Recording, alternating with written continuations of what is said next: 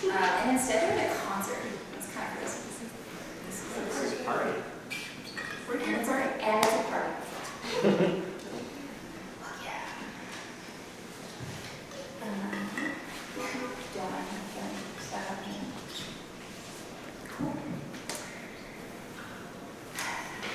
So thanks for being here. Tonight is the inaugural concert of Things Left Unsaid, which is an endeavor by my chambermaid and I, Alyssa.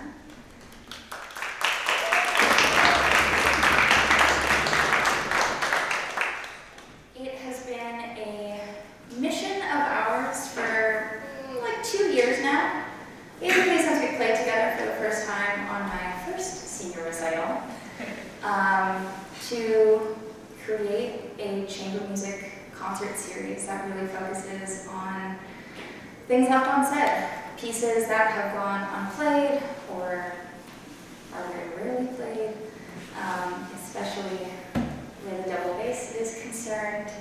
She's often left in the dust. And so it's really cool to actually have that dream realized, honestly, in a pretty short time period. So thank you so much to Che for making this happen.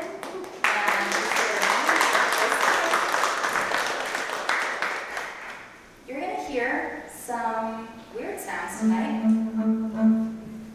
Some sounds that you probably wouldn't associate with quote-unquote classical music. I encourage you to lean into the discomfort and the weirdness, as I'm doing me personally, I've done some weird things whilst playing my bass in the name of modern music and living composers and dead ones. I've sung, I've whistled, I've hummed, I've even hooted. Like an owl, I have hooted whilst playing the bass. But in failing, I'm required to read a long text while playing music written above the text. The text must be read out loud at a more or less normal pace, and I must not allow the music to slow me down. The task is fairly easy for a while, because there is not much music, and most of it comes at the ends of clauses and sentences, almost like normal punctuation. Later on, there is more music, and the task becomes more difficult. So difficult, in fact, that I will probably not be able to do it without either slowing down my reading speed or else making mistakes in the music. At least the composer feels confident that I will eventually begin to run into trouble, which is why he called the piece failing. So far, the task is still not that difficult. But the challenge is that, as the piece becomes more difficult, I must continue reading the text at a normal pace and playing the music as well as possible, just like at the beginning. By now, I'm already rather busy, just playing the notes and reading the text. But the text says that I should also try to listen to what I'm doing as much as possible, and speak loud enough to keep a balance between the speaking and the playing. Ideally, both the speaking and the music should flow easily and naturally, so that the audience can easily follow either element at any time. Sometimes the music has a strong aggressive quality, and I have to speak quite loudly to be heard. At other times, music is lyrical, almost sentimental. I must speak more softly, so that the speaking will not cover up the music. But I should make sure that the text is always easy to understand. If my voice fluctuates too much with the rises and falls of the music, the text may become difficult to understand, and that too would be a form of failing. Because the text makes it clear that the speaking should always be easy for the audience to understand, regardless of what happens musically. By now, this task is already rather challenging, but I've practiced this piece quite a bit, and there is effect, as well as simply lining the text. So unless I'm having a particularly bad night, I can still handle music quite adequately without slowing down my delivery on the text. I should be able to keep everything well in tune and play the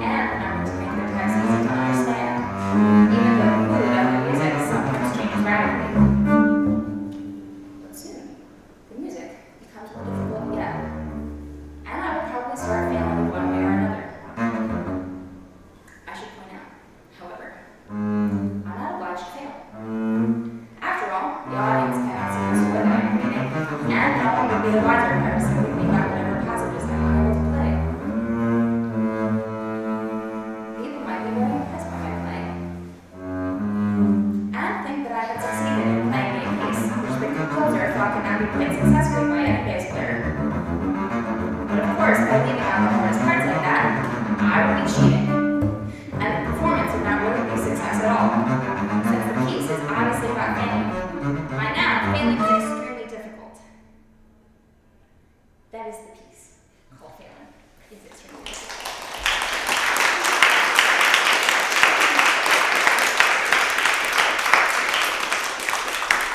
There are a few relaxed moments now and then, but most of the time, I'm required to play a tricky chromatic melody at a classic speed, and right now, I'm probably beginning to fail one way or another.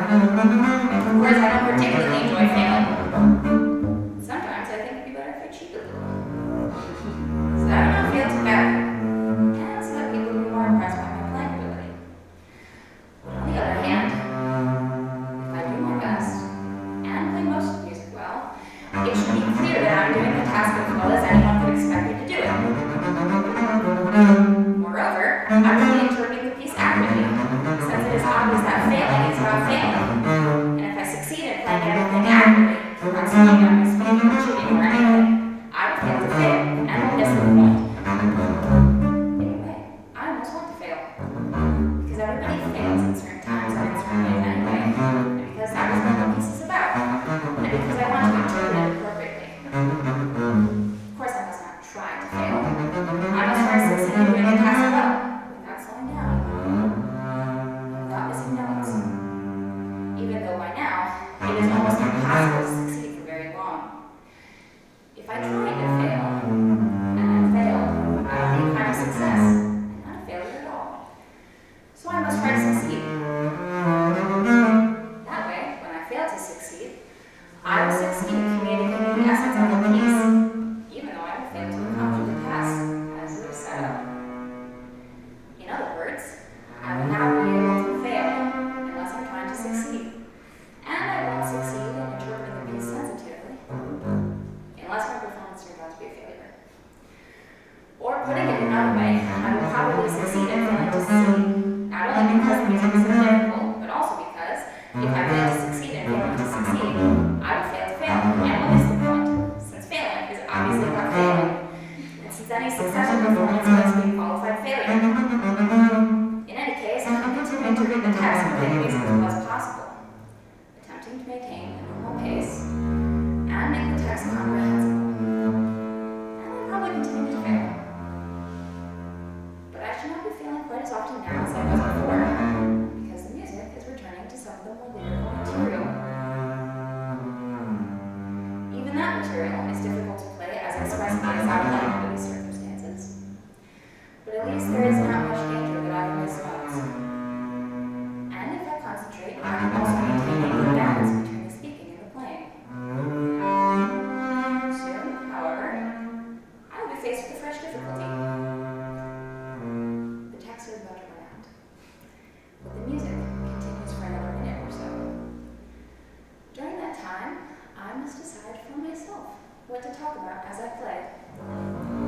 My remarks are to be genuinely improvised and should include specific references to this particular performance, and to the degree to which I have been failing, or failing to fail, or failing to succeed to fail, or whatever.